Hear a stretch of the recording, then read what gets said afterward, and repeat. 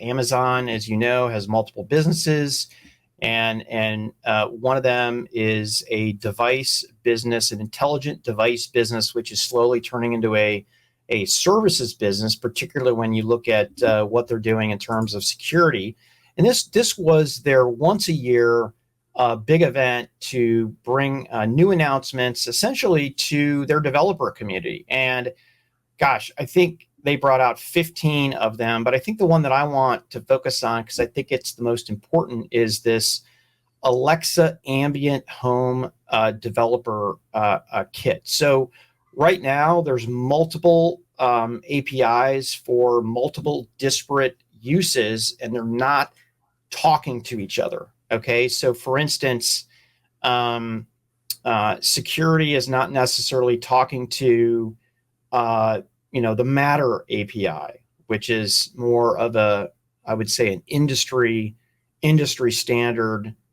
Security API is not talking to the state of the home API, meaning is it vacation, is it dinner time, is it time to go to sleep? So what this new ambient home dev kit did is unified across home state APIs, which I talked about, safety and security, which takes Alexa Guard features, and this is its home security services capability, API for credentials, which ties into Matter and eliminates the need for Thread, which was the previous protocol, API for device and group organizations, which enables you to sync group names between Alexa and apps. And that's, for instance, a third-party app that might have a certain name for a device, like, front yard camera, and automatically synchronize that into Alexa. And finally, multi-admin simple setup for Matter, which gives the same admin capabilities to admin for Matter devices. So it may sound a lot of gobbledygook, but if you've played around with Alexa, I think I have 27 Alexa devices across a few properties, and it got complex. And when you add Matter, which is basically allowing you to talk to some Apple devices and Google devices, it just got infinitely more complex. But Amazon is trying to alleviate that with this new ambient home dev kit.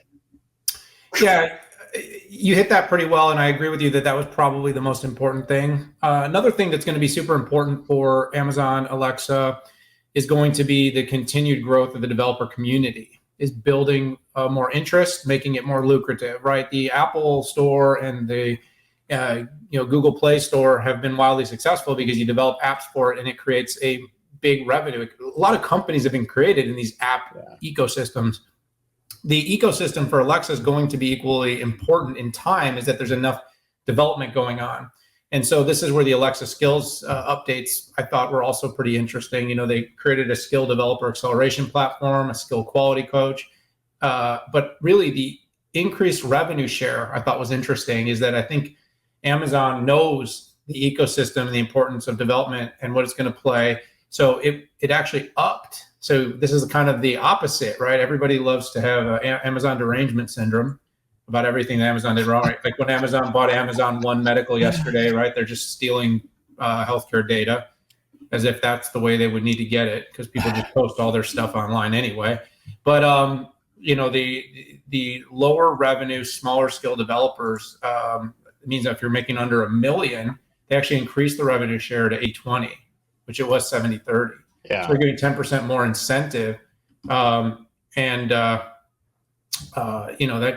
that means developers can make more money, which, by the way, is an incentive to build better apps. Yeah. So yes, I think to your point, what was most important, the simultaneously entirely connected ecosystem, that everything you bring into your house that's connected should work together. Historically, Pat, this takes me back to my younger years, but it's the Crustrons and the AMXs and the Control 4s and these control systems that you used to need in your home to make lighting, shades, drapes, and of course this was before you had things like commerce on your display. And I don't know if you remember, they used to have I can't remember, Kaleidoscape is what it was called. It was a movie DVD management system that, enables you from a touch panel to pick from your entire, assortment of videos and be able to watch a movie in your little theater. And this was a several $100,000 product designed for the uber wealthy. Well, of course, now on Alexa with Prime, you have all the content, all the videos. You can feed the content. It could talk to your smart TV or your smart speaker, or whatever, your lighting system, drapes, shades. But the one thing reason these houses, because really every house should be able to be a smart house now, but that compatibility has held us back. Making it more seamless, making it more compatible will be the difference. So it's a good step forward. And of course, having that ecosystem of developers building cool apps, cool integrations, that tends to make these things move faster. So I feel like that's what the company is betting on. Yeah, it's someday we're going to get there. I think we're in like the second inning of this. The stuff is super hard, but yeah. And I think it's so hard that people are banking on it for really simple stuff, like wake me up, who's at my front door, where's my package.